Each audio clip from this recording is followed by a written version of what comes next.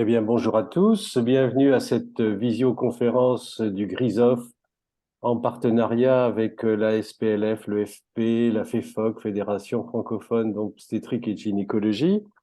On est heureux d'accueillir aujourd'hui le docteur Hervé Maisonneuve, que beaucoup d'entre vous connaissent. Il est d'abord membre du comité éditorial du GRISOF, dans lequel il développe actuellement un nouvel axe consacré à l'intégrité scientifique.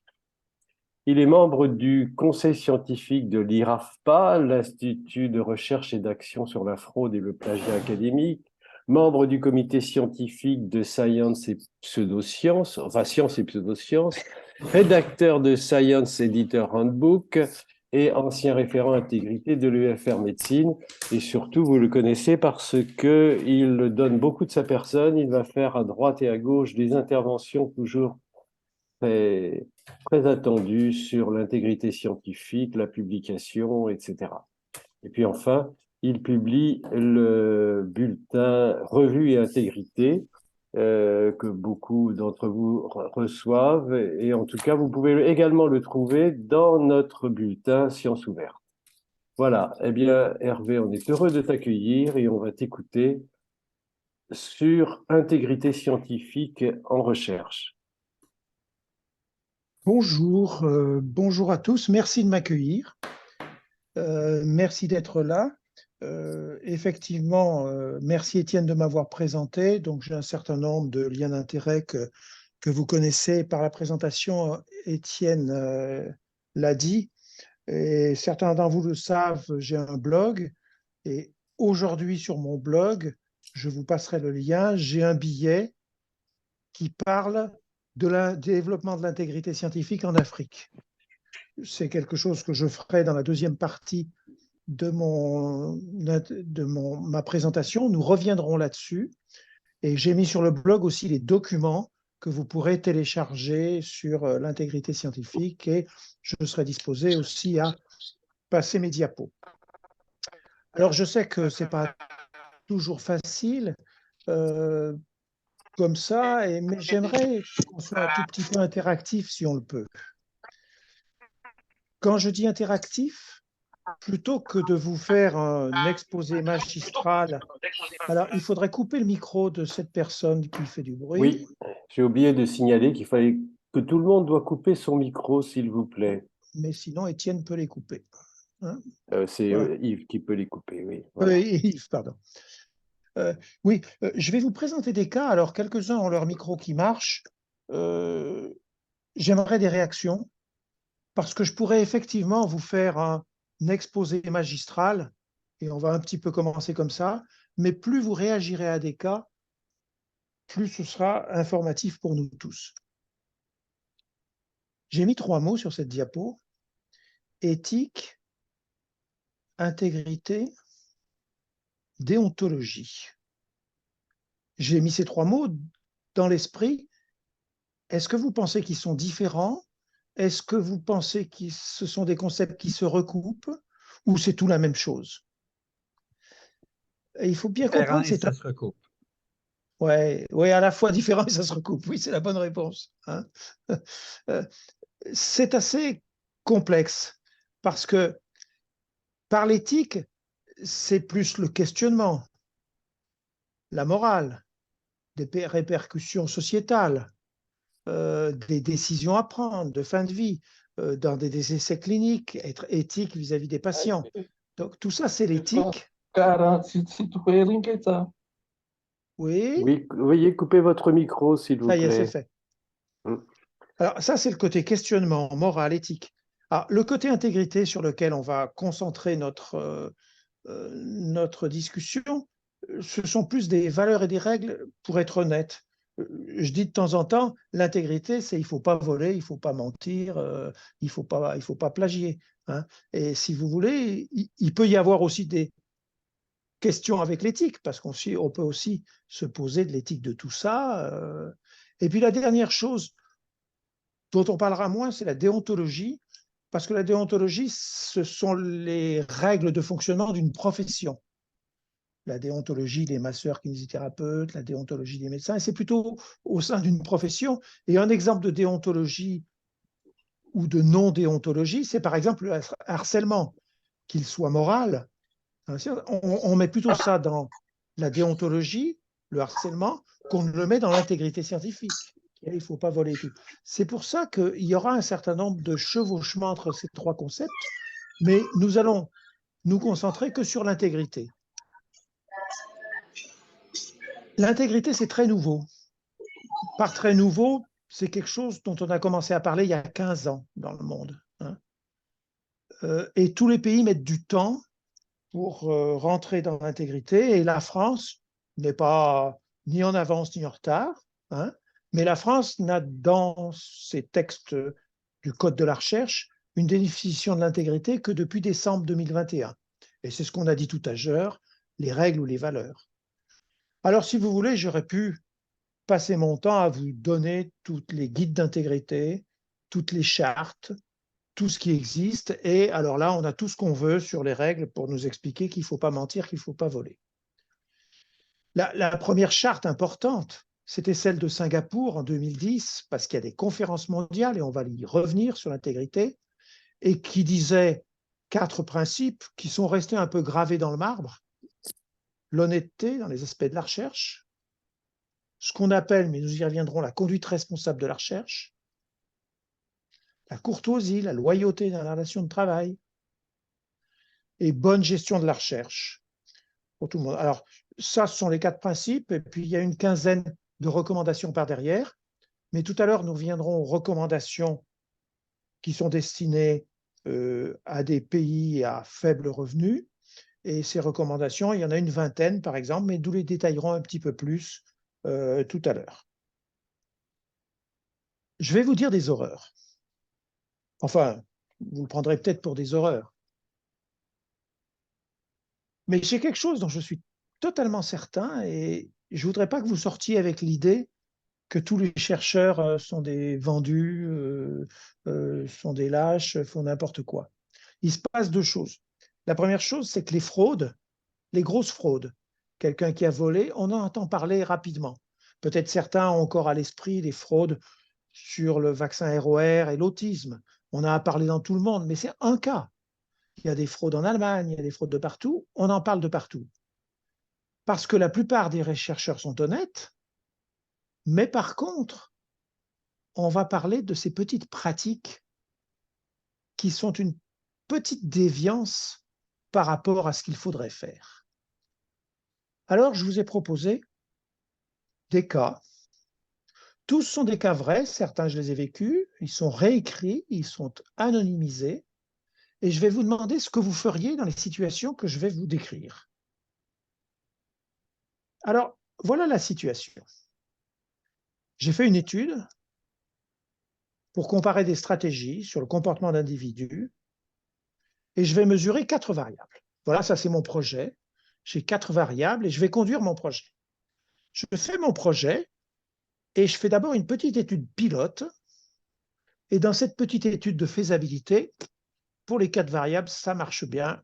Alors là, je suis bien parti, ça va être pas mal. Mais quand je conduis mon étude et que je regarde les résultats de cette étude, j'ai en fait plus qu'une variable, la variable W, qui marche et qui se comporte comme ce que j'avais prédit. Au contraire, les 3 autres variables, ce n'est pas ce que j'attendais, c'est même l'inverse. Et dans les autres variables, rien n'est statistiquement significatif. Donc, je suis confronté à un projet de recherche où mon étude pilote disait j'ai 4 variables, ça va bien marcher. Et quand je regarde les résultats, il n'y en a plus qu'une qui marche. Je vais vous proposer 4 situations, parce que là, vous avez fini votre projet, une marche et 3 ne marchent pas. Qu'est-ce que je fais si je veux publier les résultats? Je vais vous proposer 4 situations et je vous demanderai, au vu de ces 4 situations, de me dire ce que vous allez faire. La première, tout simplement, je fais un article, je parle que de la variable W et toutes les autres histoires, j'en parle plus, l'article est bon. La deuxième situation, dans l'article, je dis un petit peu qu'il y a des variables qui n'ont pas marché, je ne le cache pas, mais je le mets dans des suppléments électroniques. C'est enfoui à des endroits. Donc, à la fois, j'ai rien caché, mais je pense que les gens qui vont lire ne feront pas attention. Donc, j'ai bien dit, mais j'ai un peu masqué les choses. Ben, dans le troisième cas, eh ben, j'explique tout. Ben, je dis, voilà ce qui s'est passé, W marche, les trois autres ne marchent pas, les résultats, je ne les attendais pas. Ma théorie, il y a des problèmes, ça ne s'applique pas, voilà, je dis tout. Et puis la quatrième situation, bah, je ne publie pas, j'ai besoin de résultats, ça ne va pas, il faut que je continue, que je repars pour un an avant de faire quoi que ce soit, bien que je sois pressé d'avoir des publications, puisque j'ai prévu de passer au CAMES dans 2 ans. Hein. Donc voilà la situation. Je sais que quelques-uns d'entre vous, j'ai vu Kinda, j'ai vu La Réunion, ont des micros qui marchent, mais tout le monde peut prendre. Est-ce que l'un ou l'autre d'entre vous pourrait me dire s'il choisit 1, 2, 3 ou 4?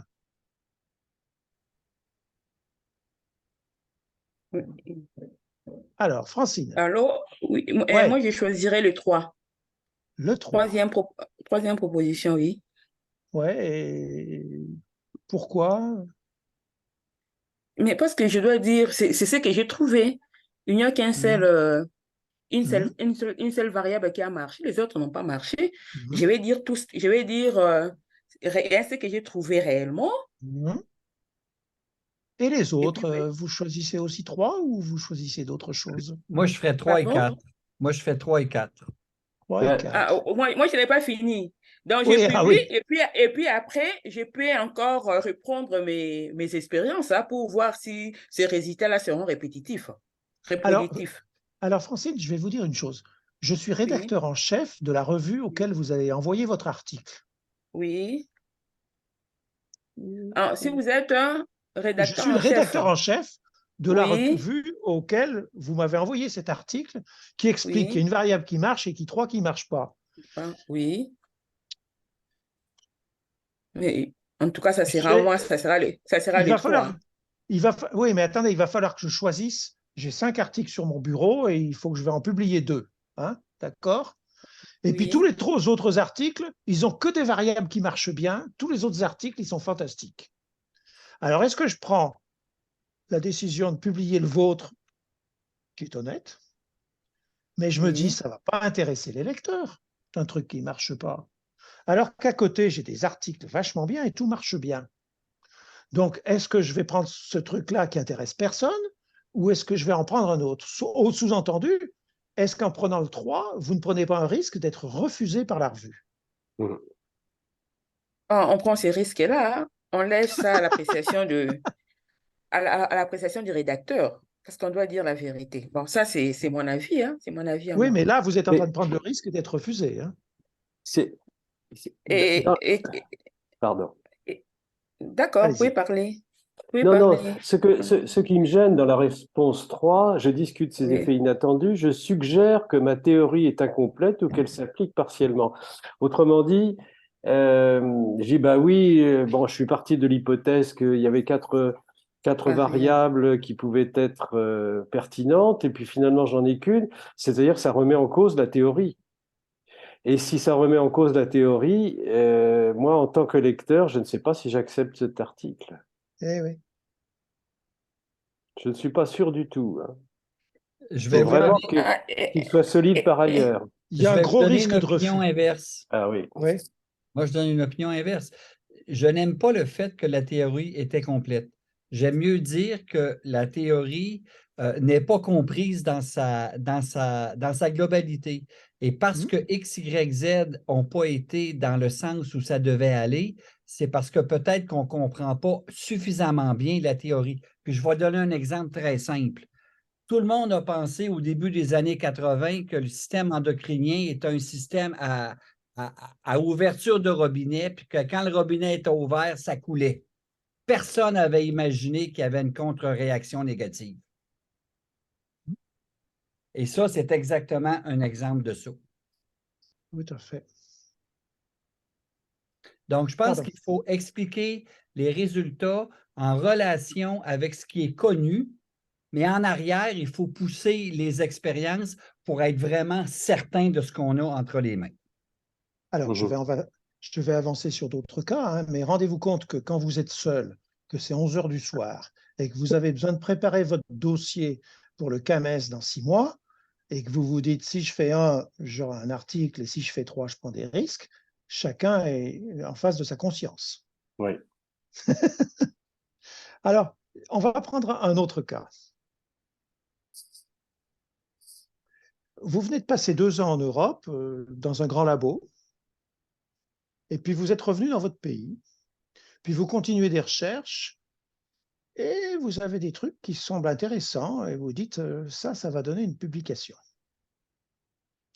Et puis vous commencez à écrire votre article, votre manuscrit, et puis vous voyez apparaître votre directeur de département, qui peut-être ignorait même votre nom, mais qui a entendu parler de ce travail et qui se dit, tiens, on aura peut-être des invitations, on aura peut-être des financements, et qui commence à venir s'intéresser à vous et qui commence à venir vous dire bonjour régulièrement, alors qu'avant, c'était très épisodique. Puis ce directeur de département, il vous dit, tiens, dans les auteurs, vous ne voulez pas ajouter le superviseur de l'université où vous étiez là-bas, vous avez travaillé là-bas en Europe avec un tel, il est connu, vous ne voulez pas mettre son nom parce que ça va peut-être faciliter l'acceptation. Oui, je sais qu'il n'a pas travaillé avec vous là, mais peut-être que le rajouter en co-auteur, ce serait pas mal. Et puis il vient vous voir encore une autre fois et puis il vous dit, moi aussi, je suis bien sûr parmi les auteurs, hein. Bien sûr, je n'ai pas participé, mais je suis bien sûr parmi les auteurs. Donc, il vous pose 2 questions. Dans cet article que vous écrivez, je vous suggère d'ajouter 2 noms d'auteurs, celui de ce superviseur européen, et vous allez l'appeler, et puis moi. Donc, vous êtes dans cette situation où vous continuez et vous allez faire quoi? Alors, je vais vous proposer 4 solutions et je vais vous écouter. Ah non, j'accepte pas. Non, non, moi j'ai expliqué, mais ils n'ont pas travaillé, ils n'ont pas travaillé. Je mets les 2 noms parce que là, ça va tout me faciliter la vie, hein. Donc j'y vais. Ben, à mon directeur, je lui dis, je vais vous remercier parce que comme je suis dans le département et que vous me donnez des moyens ou autres, ouais, je vais vous remercier, mais je ne peux pas vous mettre auteur, vous n'avez pas travaillé, hein. Puis je n'appellerai pas le collègue, hein. Ou alors je ne réponds pas, puis je fais comme si j'avais rien entendu. Qu'est-ce que vous faites et qui voudrait commenter, qui voudrait prendre ça? Ce sont des situations que peut-être vous avez rencontrées. Qui se lance? Vous répondez quoi? Moi, je me lance, Francine. Moi, ça sera, en tout cas, ça sera les 3. Je vais les remercier. Mais je ne mettrai pas les noms parce qu'on met les noms de ceux qui ont contribué au travail, ceux qui ont effectivement travaillé. Ils n'ont pas contribué au travail. Vous sous-entendez qu'il y a des règles pour être auteur? Oui, il y a des règles. Quand on n'a pas travaillé, on n'a pas contribué au travail, on ne met pas son nom. On peut juste remercier la personne, mais on ne met pas son nom dans l'article, qu'il soit connu ou pas. Ça, c'est dans mon entendement, en fait. Ah ouais. Tout le monde fait ça? En tout cas, ça, c'est dans mon entendement. D'accord. Est-ce que Et je quelqu'un d'autre partage voudrait cette dire idée. ce qu'il fait? Et moi, je partage l'idée de madame. C'est pas parce que tu es mon directeur que tu as ton nom sur le papier. Je regrette. À la limite, dans les remerciements. À la limite, dans les remerciements. Mais c'est sans plus, hein. Par Je suis contre, également d'accord avec Yves et madame. mais par contre, ce qui me gêne, c'est je n'appellerai pas le collègue européen. Moi, au contraire, je le mettrai dans la boucle pour avoir son avis. Ah, S'il pour veut son bien avis me ou pour être répondre. auteur? Pour avoir son avis. Ah oui, là, c'était dans le sens, je n'appellerai pas parce que je ne veux pas qu'il soit co-auteur, mais demander son Oui, avis, je oui, pense que oui. c'est une bonne solution. Oui. Hein, et quitte à demander son avis, à le remercier, hein, mais ça peut Tout à qu'aider. fait. Mhm. Il y a des critères, Francine, pour être auteur. C'est quoi les critères pour être auteur? Les critères, d'abord, il faut avoir fait des recherches. Être auteur, bien être co-auteur. Être auteur, être Avoir fait des auteur. recherches, avoir fait des recherches, mener des recherches, Hmm. et puis quand on a des résultats, on les publie.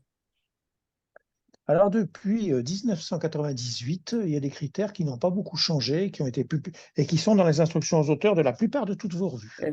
Oui. Et en général, quand vous soumettez un article en ligne, vous cochez ces 4 points en disant « je suis d'accord avec ces 4 points ». Mhm. Alors, je ne vais pas les détailler là, hein, mais théoriquement, il faudrait 1 plus 2 plus 3 plus 4. Ce n'est pas 1 ou 2 ou 3 ou 4. Hein. Alors, est-ce que vous avez encore des commentaires sur ce cas? Parce que je voudrais conclure sur ce cas. Moi, je n'ai plus de commentaires. D'accord. Il faut se rendre compte que le problème ici, ce n'est pas le jeune chercheur, ce n'est pas le doctorant, ce n'est pas l'étudiant, parce qu'il est mis dans une situation où, quelles que soient les réponses qu'il fera, elles sont mauvaises. Ben oui, s'il répond oui, oui, il va se dire moi je suis honnête, je trouve pas ça très bien de mettre les autres qui n'ont rien fait. Hein. Et puis s'il répond non, non, dans certains cas, il va se poser des questions sur est-ce que je reste dans ce département parce que, ou il ne se les posera pas parce qu'il ne joue pas le jeu. Hein. Donc vous voyez, mettre un jeune chercheur dans cette situation, le problème, c'est le problème du senior qui ne devrait pas mettre des jeunes dans ces situations. Et Francine, qu'est-ce que vous en pensez de ça? Ne pas mettre les jeunes dans cette situation. Mais si c'est le jeune qui a mené des recherches là, sous l'encadrement Oui, d'un senior.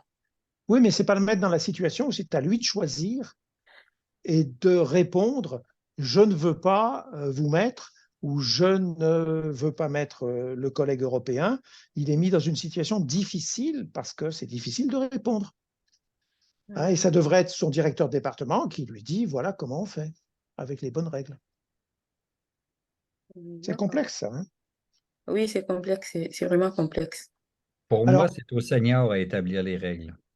voilà, voilà.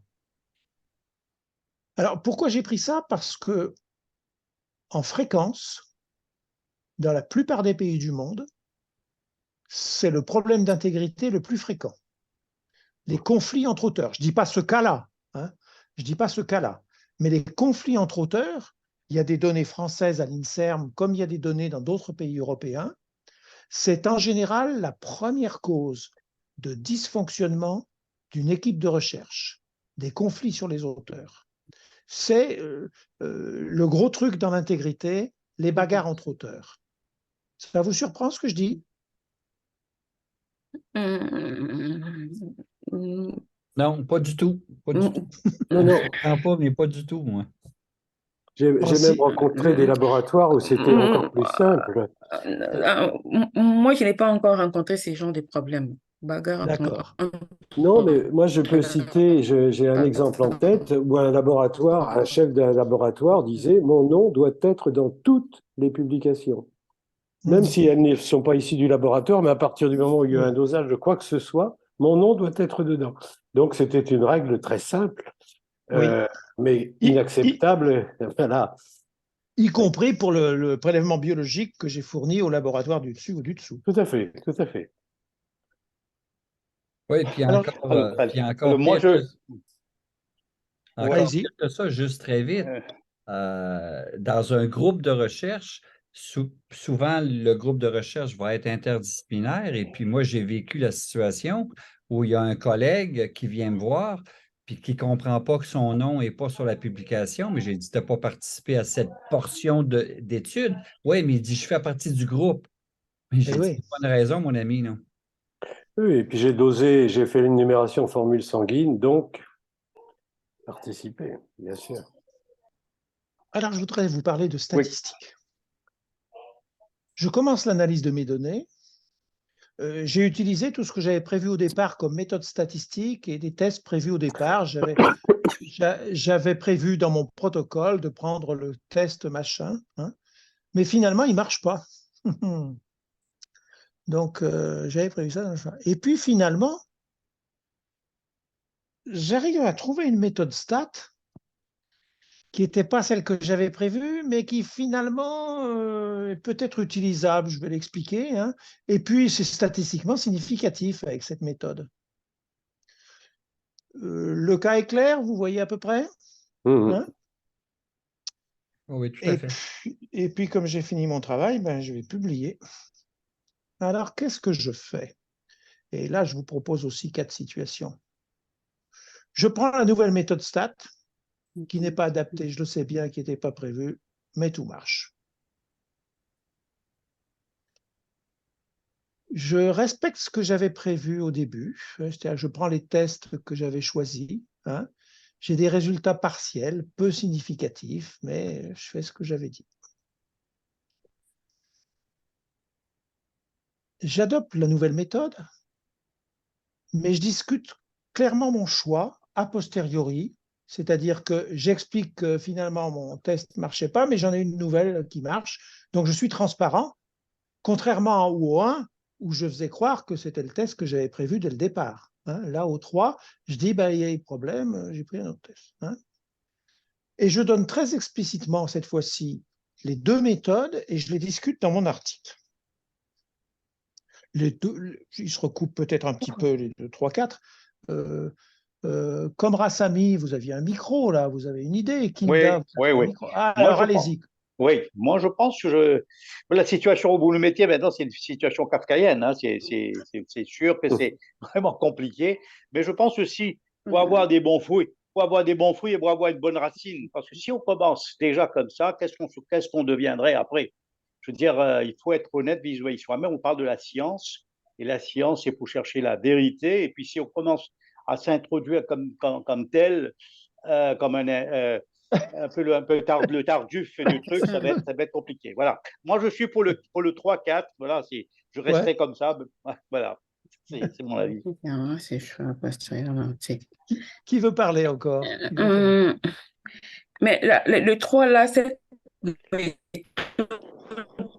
elle n'est pas appropriée. Les tests statistiques appliqués ne sont pas appropriés. Donc, moi, je prendrais. Francine, la connexion n'est Le pas 2. toujours très bonne, mais on a compris peut-être pour le 3, hein, c'est ça? Hein? En expliquant entre deux. Moi, je pourrais donner un commentaire. Oui, si vous elle n'est permettez. pas stable. Ouais. Bon, on arrive à vous comprendre entre les lignes, Francine.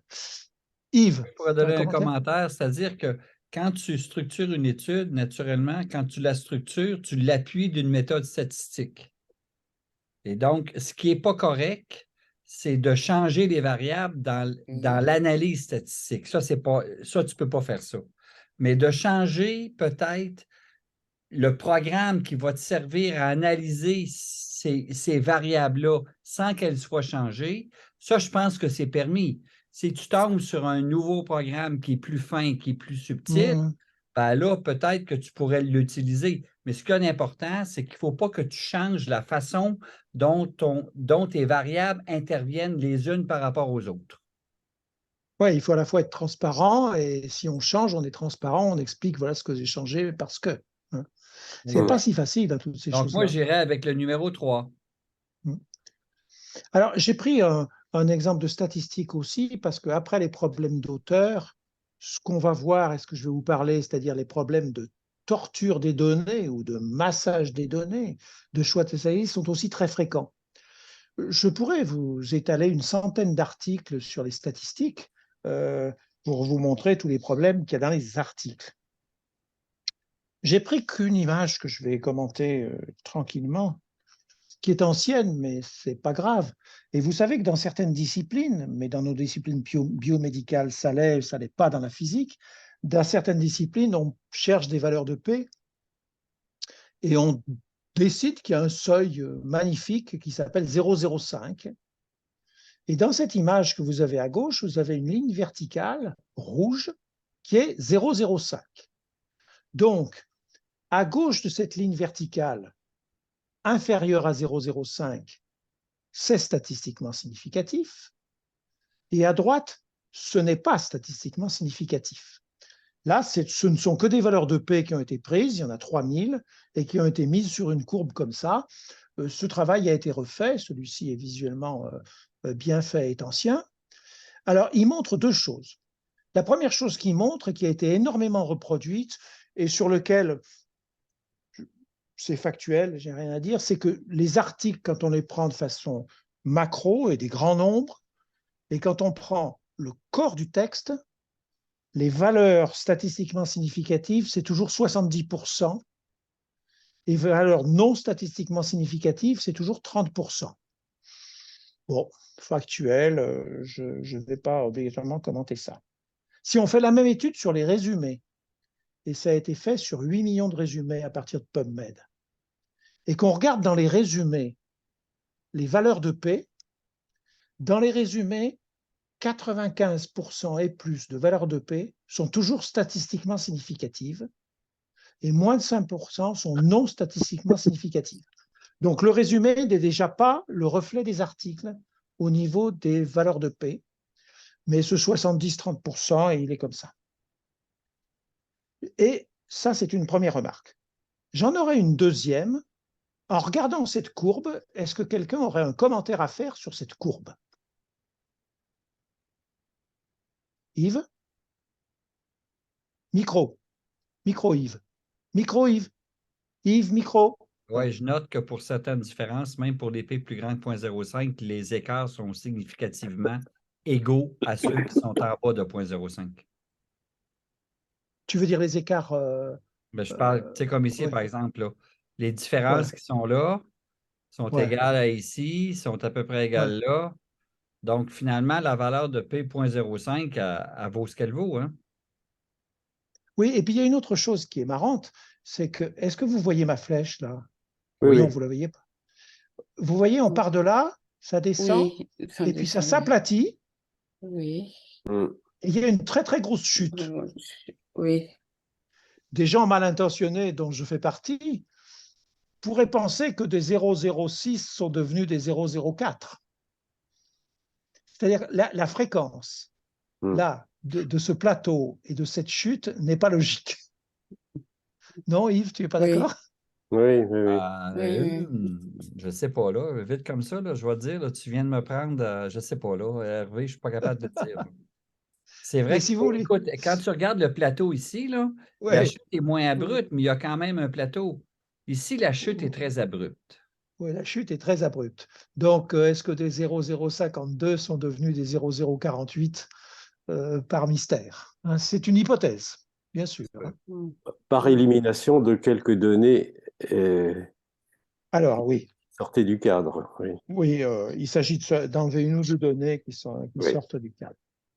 Oui, mais ça, c'est permis. Hein? Quand tu as des données qui sont vraiment. Ben, en tout cas, quand tu as des données qui sont vraiment à l'extérieur de Oui. ton écart type, mais vraiment à l'extérieur, statistiquement, quand tu as un N suffisant, tu peux les enlever. Tout le monde n'est pas d'accord là-dessus. Hein.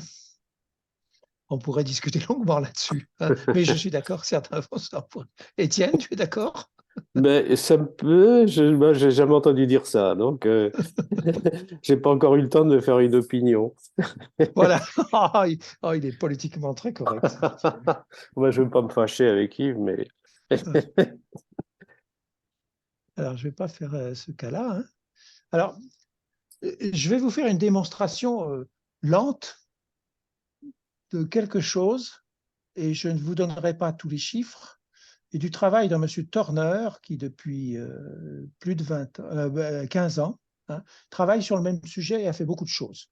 Sa première étude, mais je ne commenterai pas cette diapo plus loin, sa première étude était dans le New England Journal of Medicine en 2008, et c'est le premier qui a montré de façon très factuelle que quand il y avait des résultats positifs, tout était publié. Alors positif, ça veut dire ça marche.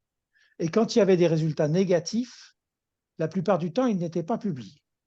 Alors il a travaillé sur un modèle qui sont les essais cliniques d'antidépresseurs aux États-Unis uniquement à la Food and Drug Administration. Vous savez que le domaine des produits de santé et du médicament est probablement le seul domaine, et je dis bien le seul domaine, dans lequel des chercheurs ne peuvent commencer une recherche que s'ils ont explicitement déclaré leur protocole à des autorités de santé, ici la Food and Drug Administration, FDA aux États-Unis, et on va faire un essai pour mettre un jour sur le marché ce médicament, et que si on n'a pas déclaré l'essai, les agences ne prendront pas obligatoirement en compte ce que vous allez leur apporter. Donc on est obligé de dire ce qu'on va faire. Et il n'y a pas beaucoup de domaines de recherche où des agences publiques, gouvernementales, savent exactement ce que font les chercheurs.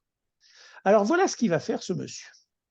Il va prendre ici, dans un premier temps, il a continué sur d'autres recherches, et c'est bien sûr assez ancien, ce sont des antidépresseurs anciens, parce que les premiers, c'est il y a 15 ans, c'est des médicaments dont certains sont génériqués aujourd'hui, hein, mais il a reproduit ça récemment en trouvant à peu près les mêmes données, et je vous donnerai les références. Là, vous allez dans les archives de la FDA, qui est là à gauche, hein, et vous descendez dans les sous-sols de la FDA, et vous trouvez les 105 essais, et vous lisez les rapports cliniques qui ont été donnés par les industries pharmaceutiques. Et sur ces 105 essais, il y a 52 où le médicament ne marche pas, il est en rouge, et il y en a 53 où le médicament marche, ce qui dans le jargon on appelle une étude positive. Alors la première question que je vais vous poser, là on est dans les sous-sols de la FDA, dans les archives. Deuxièmement, je vais... Hein, Hervé? Non, ce n'est pas le même médicament. Chaque fois, ce sont des médicaments différents. Pardon. Okay. Hein, okay. Ce sont des essais, 105 essais d'antidépresseurs et qui sont des médicaments différents. Hein. Ou parfois, il y a le même médicament sur plusieurs essais, mais ça doit être une 30, 40 antidépresseurs. Hein. D'accord? Voilà la vraie vie. Alors maintenant, je vais vous dire la question. Bah, tiens, je vais aller dans PubMed et je vais me poser la question, qu'est-ce qui marche dans les essais cliniques des antidépresseurs, et je vais aller dans PubMed, c'est-à-dire me poser la question, quels sont ceux qui vont être publiés? Qu'est-ce que vous répondez? Les 105 ou pas? Non, les 53 positifs. Et les 52 négatifs? Non. C'est le problème, alors, voilà qu'on ne publie pas de résultats négatifs en sciences cliniques. Alors, voilà ce qu'on trouve dans PubMed, c'est-à-dire qu'on trouve 52 des 53 positifs, hein, et on trouve 25 des négatifs. Alors déjà, vous voyez cette espèce de décalage, hein, mais attention, ma question était, quels sont ceux qu'on trouve dans PubMed? Parce que ma question suivante est, et si on les lisait maintenant, ces articles? Sous-entendu, est-ce que les rouges restent rouges quand ils sont dans PubMed? Est-ce que c'est clair, ma question? Non, oui. Je ne comprends pas ce que tu veux dire. Là. Moi, je suis désolé, mais je ne comprends pas. Là c'est le volume qu'on va trouver dans PubMed. Il y avait 105 essais. Hein? On va dans PubMed, antidépresseurs, on trouve ça. D'accord? Okay. Oui. Question suivante. Maintenant que je les ai trouvés, je vais les lire. Ah, OK, je comprends. Et en les lisant, est-ce que les verts restent verts? Est-ce que les rouges restent rouges? Alors, en les lisant, voilà ce qui se passe. Ben, il y a des rouges qui sont devenus verts. Alors, vous savez, je ne vais pas vous apprendre, mais on n'a publié qu'un sous-groupe, on n'a pas pris tous les malades, on n'a pas évalué au même temps, on a des tas de bonnes raisons pour que ça devienne vert. Donc, regardez déjà la déformation, hein, de ce qui se passe quand on va les lire. Et puis, on peut continuer la démarche, c'est-à-dire on peut chercher ce qui s'appelle des spins. Vous voyez la colonne 3, la colonne C, c'est les rouges sont devenus verts. D'accord? La colonne suivante, c'est ce qu'il y a des spins. Les spins, c'est les manipulations de langage pour faire croire que et pour tromper. Le spin, c'est dans les rouges qui restent, dans le tableau 3, il y a bien marqué que ça ne marche pas. D'accord? Donc mes résultats, c'est bien rouge. Mais dans le texte accompagnant, surtout dans la discussion, aussi dans le résumé, j'ai mis des phrases comme « Les résultats n'étaient pas significatifs, mais néanmoins indicatifs d'une tendance. Les résultats n'étaient pas significatifs, mais c'est parce que le contrôle était surdosé ou sous-dosé. les résultats n'étaient pas significatifs parce qu'on a poursuivi l'essai que 6 mois, alors que la tendance montre qu'à 1 an, ça marche. C'est-à-dire un langage un peu trompeur qui dit, d'accord, ça ne marche pas, mais si vous voulez, ça ne marche pas et j'ai des bonnes raisons pour expliquer que ça ne marche pas. Sous-entendu, ça devrait marcher. Ça s'appelle un spin. Et quand je vais chercher les spins dans les rouges, voilà ce que j'ai. Alors, il y a des moyens, je passe sur les détails. Hein. Donc, si vous voulez, il y a des rouges qui sont devenus verts, et puis il y a des rouges qui disent, dans le tableau 3, ce n'est pas significatif, mais dans la discussion, c'est bien normal que ce ne soit pas significatif, parce que si j'avais fait ça, c'est probable que cette histoire marche. Et puis, dernière chose qu'ont fait ces chercheurs, là, il a travaillé avec des Hollandais, c'est-à-dire qu'on sait aussi que dans la littérature, les essais positifs sont cités en général 3 fois plus que les essais dits négatifs. Donc j'ai pris un petit peu de temps, et je vais vous laisser si certains ont des commentaires, pour vous montrer qu'on part de à gauche, ce qui est dans les archives de la FDA, et on arrive à droite à la vraie réalité, c'est-à-dire des publications qui sortent de PubMed qui n'y sont pas toutes, et quand elles y sont, on dit autre chose, ou on dit autre chose. Et cette étude qui est ancienne, Monsieur Turner, je vous donnerai les chiffres, l'a refaite encore plus récemment, et ça s'améliore, mais pas tellement. Alors, j'aimerais poser quelques questions à certains. Premièrement, est-ce que vous pensez que ça n'est applicable qu'aux antidépresseurs aux États-Unis et que ça n'est pas généralisable ailleurs, hein, qui est une des premières questions. Et deuxièmement, est-ce que vous sentez que c'est quelque chose de fréquent ou pas, ça? Allez, il y en a qui ont leur micro ouvert. Hein. Jean-Claude, là, il y avait Kinda, il y avait La Réunion. Je m'excuse, je n'ai pas vos noms et je cite les pays. Qui veut Le commenter? jaune, est-ce que c'est. Moi, je pense que le jaune, c'est tout ce qui pourrait être le P égale, par exemple, à 0,03. Tout ce qui est à Oui, oui, tendance sort à peu près oui, à oui. 0,03 et donc tu te dis, ben, s'il y avait plus de patients, plus de cas, Voilà. etc., probablement Mais là, tu peux tomber soit à 0,05 ou tu peux tomber à 0,01. Oui, oui, c'est exactement ça. Tu peux aller les deux côtés. Mais tant que tu es à 0,03, tu as tendance à dire que ta tendance va être parce que ça va être positif. Euh, je, je suis d'accord, mais on commence à jouer avec les frontières. Hein. Mais je Oui, suis c'est d'accord. sûr, c'est sûr. Mais tu sais, je veux dire, l'humain étant Allez, ce qu'il est, je pense que c'est ça aussi, là. est-ce que certains qui ont leur micro... alors, est-ce que c'est clair d'abord? Si ce n'est pas clair, je répéterai s'il le fallait. Hein. Est-ce que ça vous surprend? Allô? Oui, avec Kinda. Oui, je pense que c'est plus ou moins fréquent en Afrique aussi. Mais ce que je pourrais dire dans les essais cliniques, c'est il y a un monitorage qui se fait. Et, Hmm. et quand il y a une manipulation des données, normalement, ça pouvait sûrement se découvrir, ça pouvait sûrement être corrigé. Mais il y a, dans la pratique, en tout cas, il y a une manipulation des données. Non, il faut être clair, ce sont des choses qui se passent un petit peu dans certains endroits. Hein. Alors, je passe sur les diapos que je vous donnerai pour vous dire que la même chose a été faite et publiée en janvier 2002, montrant qu'il y a des améliorations. Hein, je vous donne tout ça. Ce qu'on va faire, c'est qu'on va discuter un cas et puis après, on va parler un petit peu de ce qui se passe en Afrique sur le côté intégrité. Hein. On fera ça. Tiens, regardez. Alors, j'ai un projet de recherche et alors, c'est un comité, je passe devant un comité d'éthique, hein, donc c'est la limite intégrité et éthique. Hein. Mon projet de recherche évalue les bénéfices d'un dépistage dans un cancer. Hein. Je voudrais faire ce projet de dépistage pour voir si ça diminue les décès, à quel âge le proposer. Hein. Je vais comparer 2 groupes avec ou sans le dépistage pour ce cancer. D'accord? Alors, je passe au comité d'éthique. Je suis en France. Et le comité d'éthique, il refuse. Alors, il y a plusieurs arguments, peu importe. Hein, il y a trop d'indicateurs. Le coût-bénéfice, ça ne tient pas la route. Il a plein d'arguments. Mais le comité d'éthique, il dit, moi, ça, vous ne pouvez pas le faire. D'accord?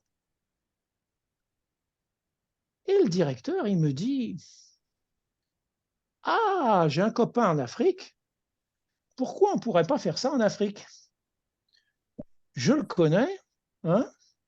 Ce comité d'éthique français, il est un peu compliqué, on va avoir des ennuis. Pourquoi on n'irait pas faire ça en Afrique où j'ai un copain?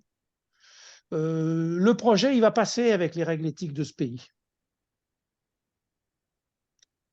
Moi, je croyais que les règles éthiques étaient similaires entre les pays. Donc, c'est vrai, c'est pas vrai, hein? Je pensais qu'il fallait peut-être mieux faire refaire le projet, hein, en prenant en compte les remarques ou autre chose. Vous voyez la situation, hein? Je vais vous demander ce que vous allez faire et je vais vous proposer 4 stratégies, hein. Donc, votre projet, vous êtes en France et on vous le refuse et vous dites, bah, tiens, je vais aller le faire en Afrique parce que j'ai un copain. Alors, diminuer les standards, ce n'est pas acceptable. J'accepte pas de le faire.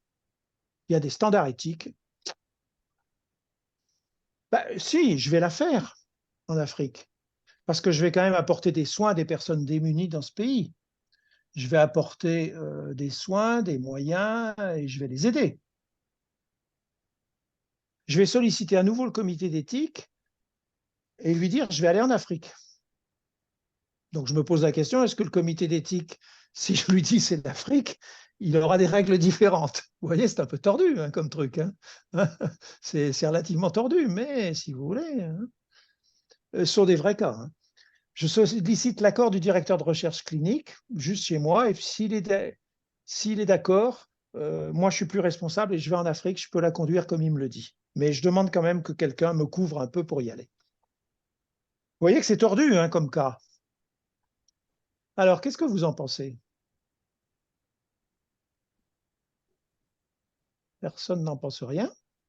L'éthique a des valeurs universelles. Moi, je n'irai pas en Afrique. Alors, c'est une des questions, hein. Et vous voyez, voilà, hein. C'est une question de fond. Alors, est-ce qu'on est dans l'éthique? Est-ce qu'on est dans l'intégrité? On est dans l'intégrité par ta position, Yves, hein. Moi, je suis Oui, c'est intègre, vrai. je ne vais pas, hein. On est dans l'éthique par la position du comité d'éthique et qui dit est-ce que l'éthique est la même dans tous les pays, hein? Il peut y Je vous avoir des écoute. choses qu'on fasse différemment en Afrique par Oui. rapport au Nord, mais pas sur les standards éthiques. L'éthique est la même dans tous les pays, mais je Le peux pays, citer, ouais. peux citer un exemple, c'est les standards actuels de l'asthme, du traitement de l'asthme.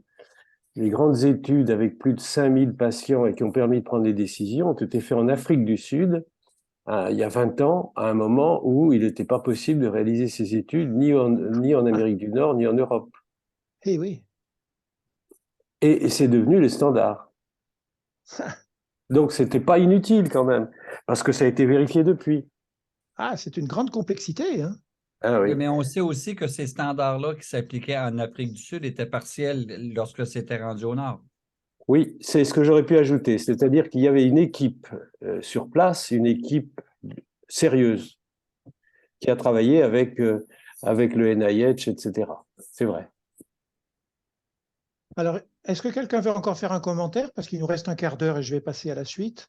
Là-dessus, est-ce que quelqu'un d'Afrique a un commentaire? Est-ce qu'on trouve ça un peu abusif? Allô? Oui, vas-y, Kinda. Oui, oui, c'est vrai que je voulais réagir par rapport aux réactions passées, c'est par rapport à l'éthique qui serait universelle. Et moi, je nuancerais. Parce que ce qui est acceptable, surtout en Afrique ici, ce qui est acceptable dans une communauté peut ne pas être acceptable dans une autre communauté. Est-ce qu'il ne serait pas bon de nuancer? Parce que d'un pays à l'autre, les réalités peuvent être différentes. C'est la question de fond, hein, et c'est difficile de répondre. Mm. Alors, on va passer à la déréglementation et on va aller vite sur conclure ça et passer à l'Afrique. Donc, vous voyez qu'il y a la fraude que je n'ai pas évoquée. Je n'ai pas parlé de fraude. La fraude, c'est quelqu'un qui invente des données. C'est quelqu'un qui falsifie des données. Mais vous voyez, là, ce n'est pas de l'invention de données, les cas qu'on a eus, hein. Ce n'est pas non plus de la vraie falsification. Donc, on n'est pas dans la fraude. On n'est pas non plus dans ce qui s'appelle les erreurs honnêtes, c'est-à-dire celui qui n'est pas formé, qui ne sait pas, qui se trompe, un jeune qui ne sait pas faire les stats et qui va sur Internet et qui sort des chiffres. On appelle ça de l'erreur honnête. Hein. On est sur ce qui s'appelle ce magma qu'on appelle les pratiques douteuses en recherche.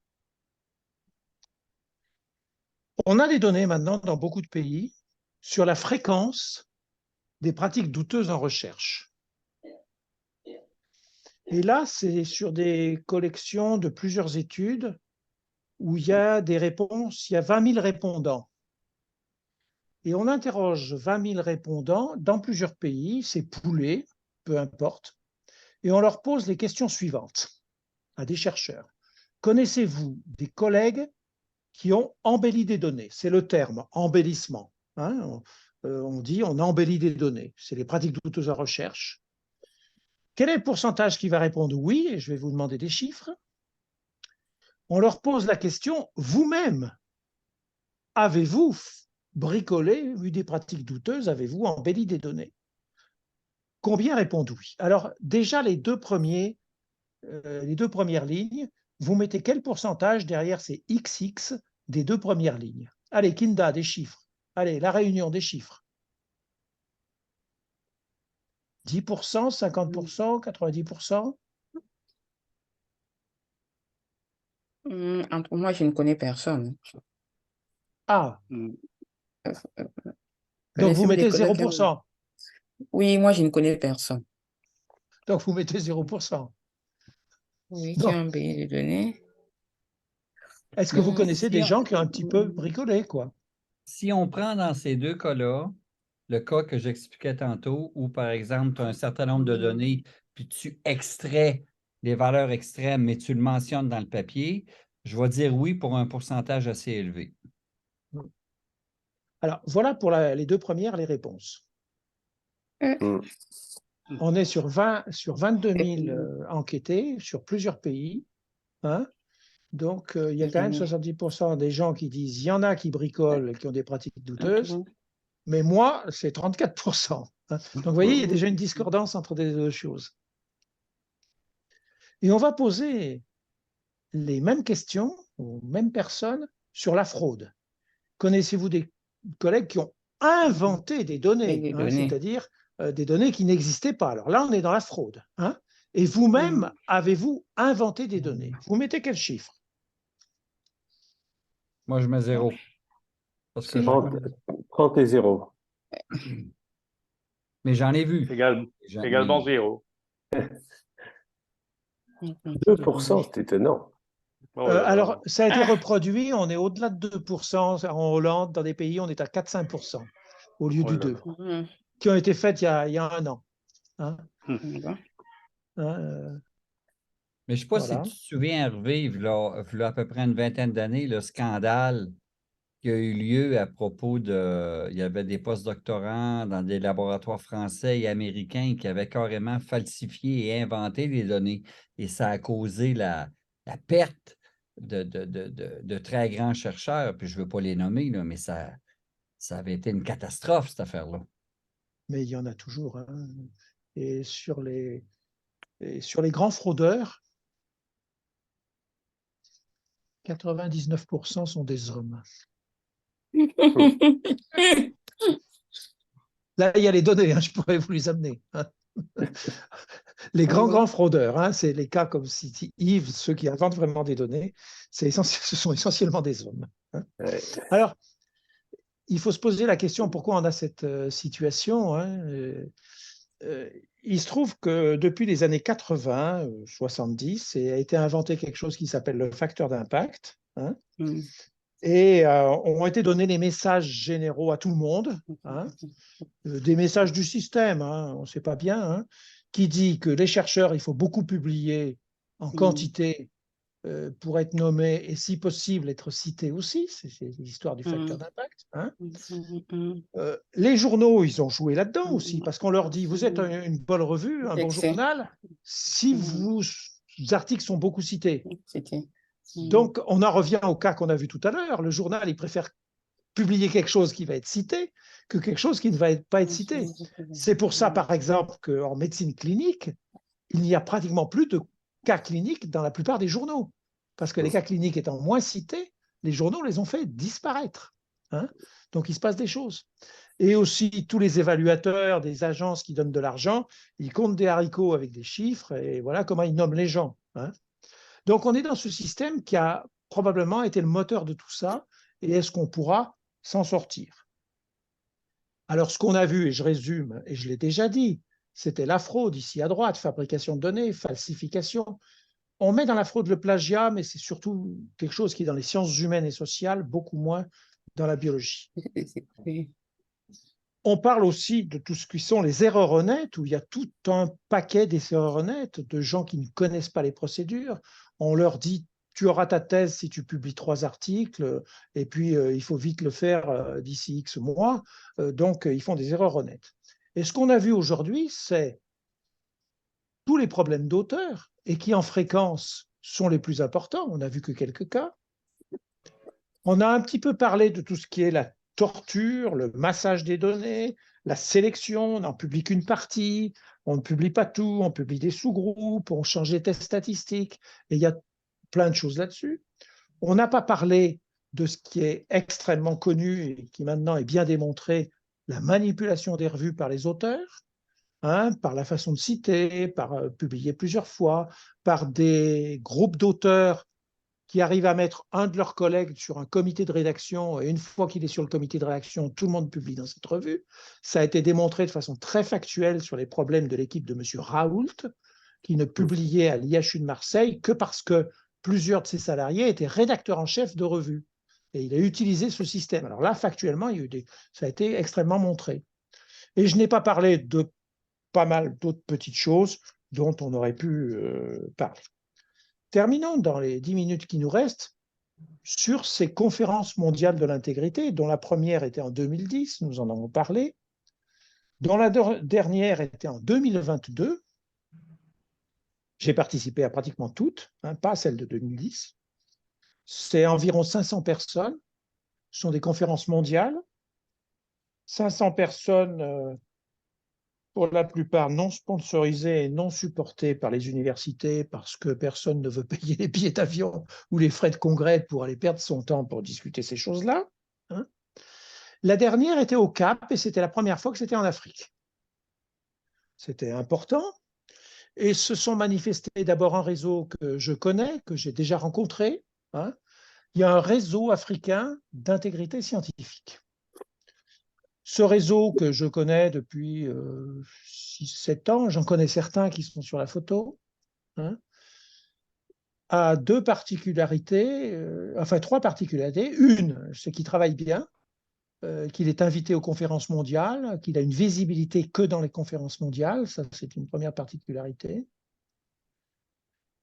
La deuxième, c'est qu'il est essentiellement anglophone et il n'est pas francophone. Et eux, ils aimeraient bien un petit peu avoir des gens francophones un jour pour voir. Et la troisième chose, c'est que développer l'intégrité scientifique en France est très compliqué, mais développer l'intégrité scientifique, et c'est une opinion, et peut-être que vous me direz le contraire, en Afrique, c'est encore plus compliqué. Hein, pour des tas de raisons sur lesquelles nous n'allons pas rentrer. Hein. Donc déjà, c'est difficile dans les pays européens, ça amène des conflits, ça amène beaucoup de choses. En Afrique, le réseau que je connais ici, qui s'appelle ARIN, hein, a aussi beaucoup de difficultés de trouver des gens qui s'intéressent à l'intégrité, difficulté de trouver des gens qui peuvent travailler sur l'intégrité, hein, et difficulté de se mutualiser. Alors, il y a un site que vous pourrez aller voir pour ceux que ça intéresse, où il y a tout ce que fait l'ARIN, mais l'ARIN est très actif quand il y a des conférences mondiales, et puis entre les conférences mondiales, ça tombe un peu, parce qu'entre pays, pour se coordonner, je ne vais pas vous apprendre que c'est quand même assez difficile, et qu'il faudrait faire des choses. Moi, je ne suis pas africain, ce n'est pas moi qui va faire le réseau francophone. Hein, donc, on peut aider, on peut guider, on peut donner des ressources, mais on ne peut pas prendre en main à la place des gens. Et alors, au cours de ce congrès, il y a eu la déclaration du Cap, parce qu'à chaque congrès, il y a des déclarations. Et cette déclaration que nous n'allons pas lire ici, que vous aurez, où il y a des posters, où il y a de la promotion, où les camarades africains ont beaucoup travaillé, hein, c'était favoriser l'intégrité dans un monde inégal. Sous-entendu, l'intégrité se développe dans des pays à haut revenu et il y a des parties du monde entier, je cite l'Afrique, mais ce n'est pas que l'Afrique, hein, attention, vous le savez très bien, de pays dans lesquels l'intégrité pourrait se développer et n'est pas encore très existante. Donc il y a une déclaration du CAP et qui part avec 5 grands principes, et il y a 20 recommandations là derrière, qui retombent dans tout ce qu'on a dit tout à l'heure, Singapour, il faut être honnête, il ne faut pas voler, mais qui a une particularité, c'est que sur ces 20 recommandations, il y en a pratiquement la moitié qui concernent une pratique qui, dans le jargon, s'appelle, et je ne sais pas si vous la connaissez, dans le jargon s'appelle la recherche hélicoptère. C'est le jargon anglo-saxon, européen. La recherche hélicoptère, c'est celle de ces chercheurs de pays que je dirais à haut revenu, qui vont conduire des recherches dans des pays à faible revenu.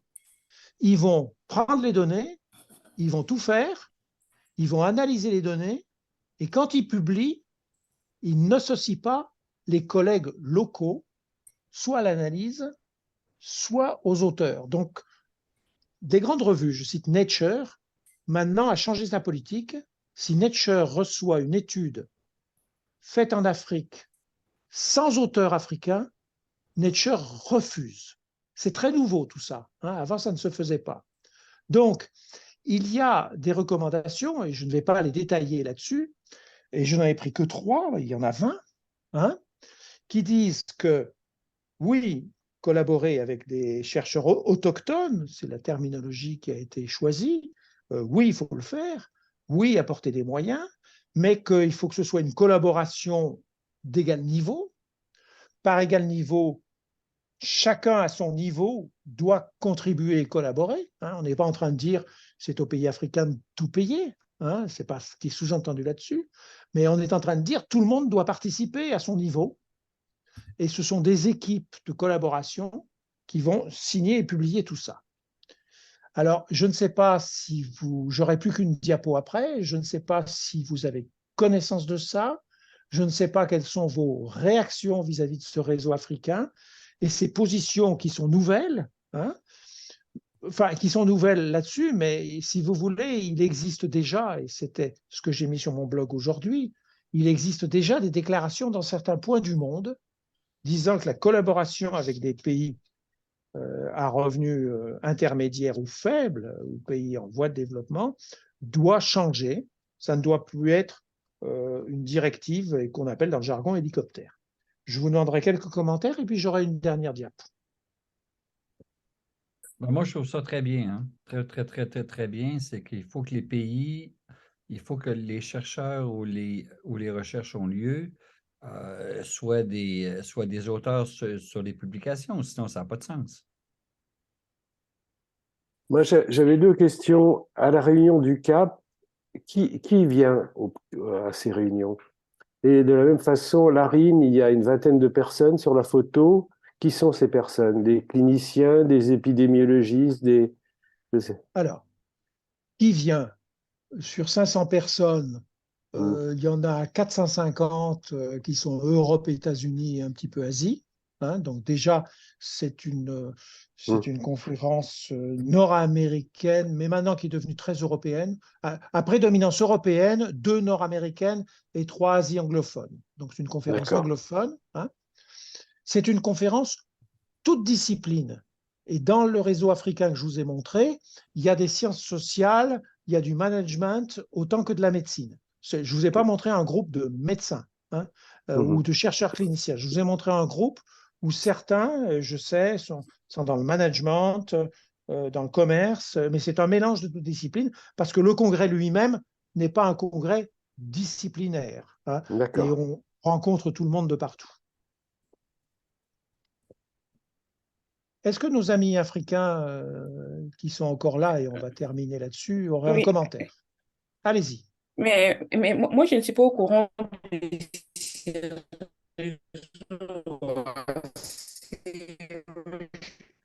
Alors, Francine, je vous coupe parce que ça, Je viens d'apprendre qu'il existe les chercheurs africains dont le rêvé.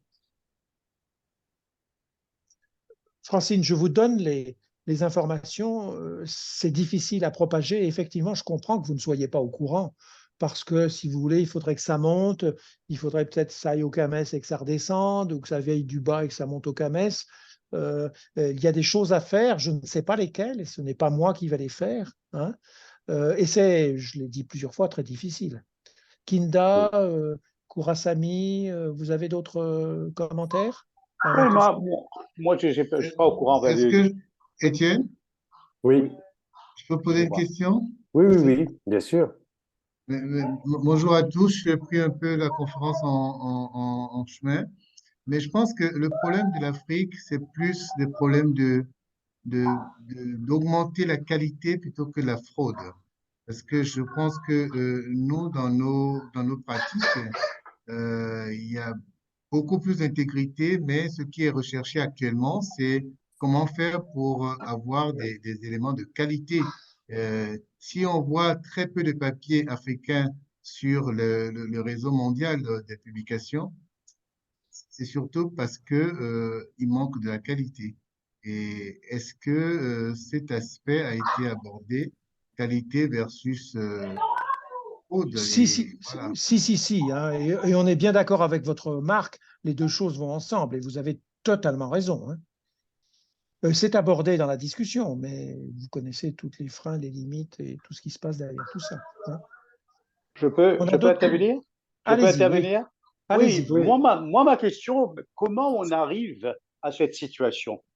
Maintenant, le problème, c'est que est-ce que la médecine est réellement quelque chose maintenant qu'on est en train de faire avec cette vocation de faire la médecine, ou bien c'est devenu quelque chose de mercantile?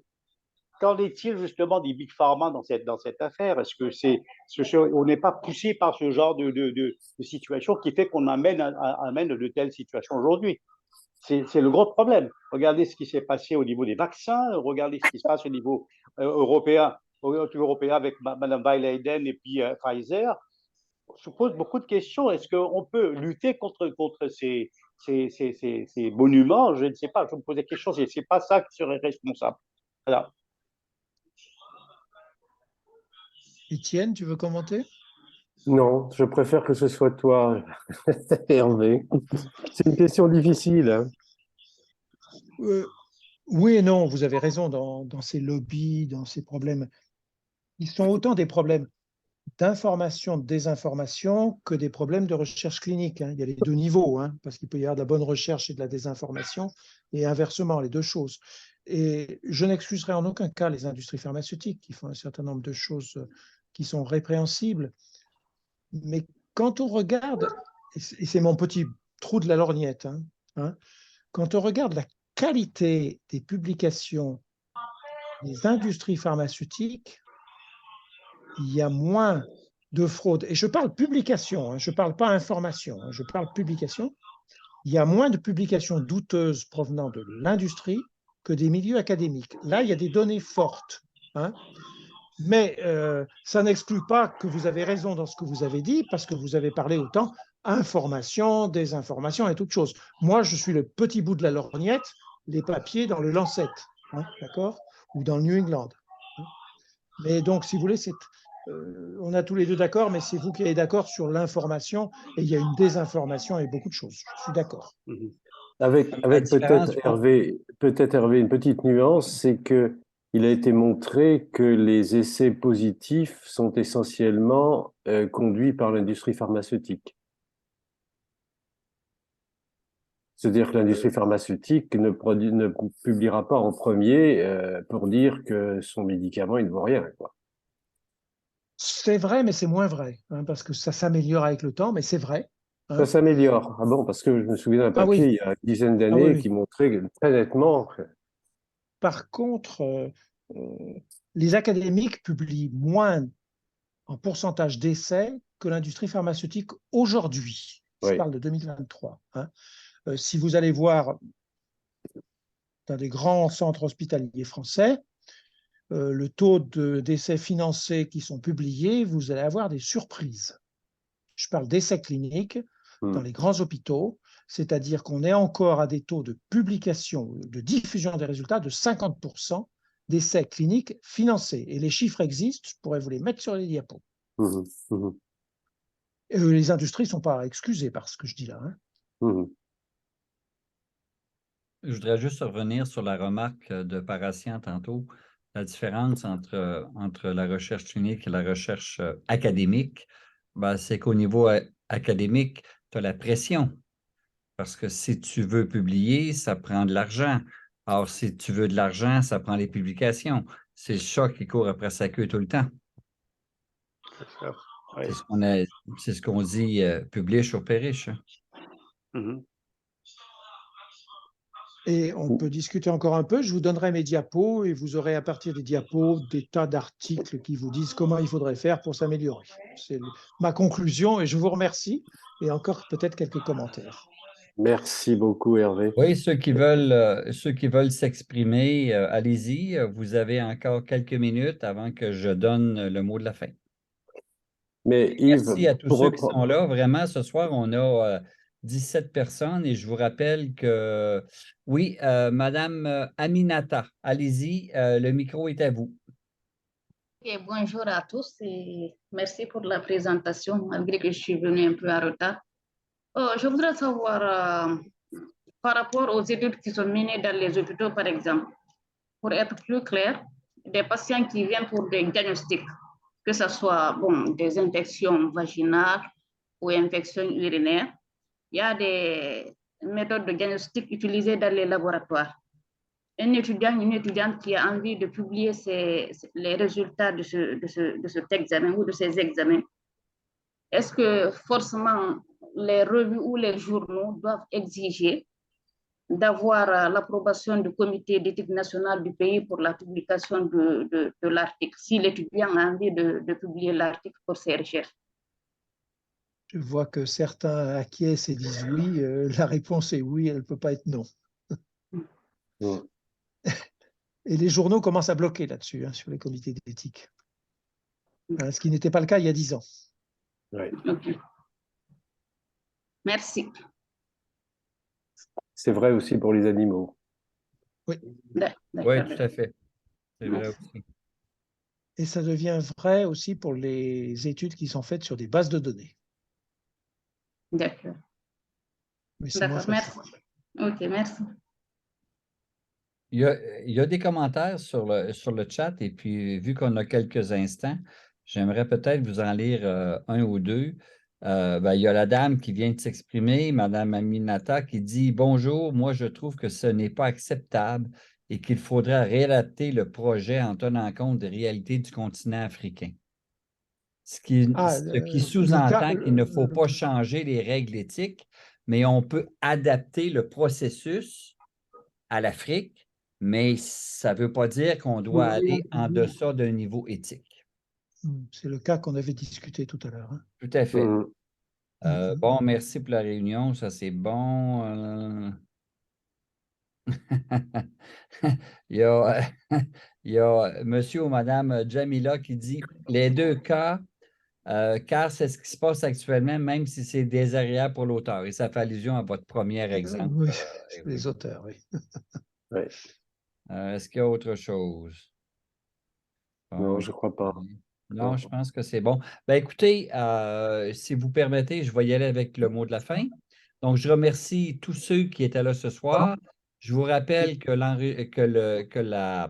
visio est enregistrée et donc va être disponible sur notre site. En fait, pas sur notre site, mais sur notre lien YouTube.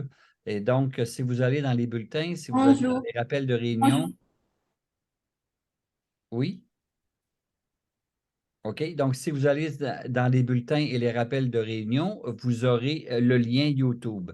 J'en profite pour vous rappeler que nos visios se poursuivent, mais on s'en va vers les vacances d'été. Donc, je vous rappelle que le 25 mai, nous continuons dans cette même ligne de une des premières diapos de notre ami Hervé était éthique, déonto et intégrité. Et donc, il y a des ressemblances, mais il y a aussi des différences. Donc, le 25 mai, nous aurons Michel Bergeron de l'EPSOM, donc qui est de l'Université de Montréal et qui va nous parler essentiellement d'éthique.